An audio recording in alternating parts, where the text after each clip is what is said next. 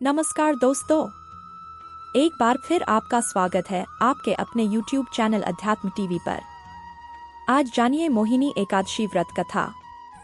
सरस्वती नदी के तट पर भद्रावती नाम का नगर था। इसमें द्युतिमान नाम के चंद्रवंशी राजा राज्य करते थे।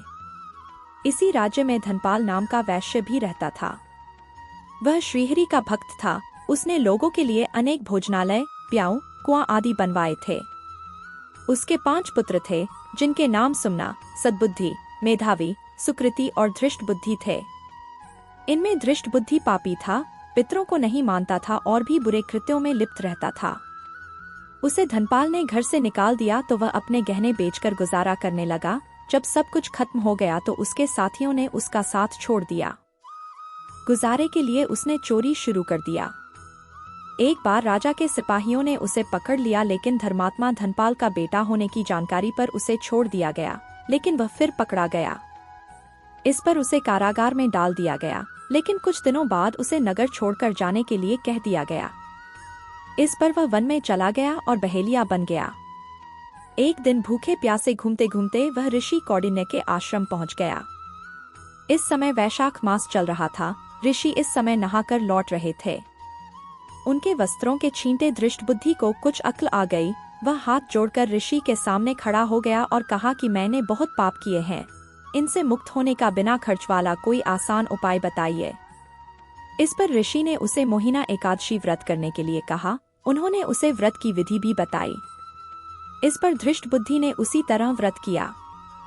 इस व्रत के प्रभाव से उसके सभी पाप नष्ट हो गए और मृत्यु के बाद गरुड़ पर बैठकर विष्णुलोक को गया। इस व्रत को रखने से मोह भी खत्म होते हैं।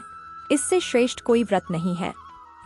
इसकी कथा को भी कहने और सुनने से 1000 गोदान के बराबर पुण्य फल प्राप्त होता है। शास्त्रों में मोहिनी एकादशी का व्रत शत्रुओं पर विजय प्राप्त करने के लिए बहुत उत्तम बताया गया है। इस दिन भगवान विष्णु ने मोहिनी अवतार लेकर असुरों का वध किया था। मान्यता है कि इस व्रत को करने से व्यक्ति के सभी पाप दूर हो जाते हैं और व्यक्ति अपने शत्रुओं पर विजय प्राप्त करता है।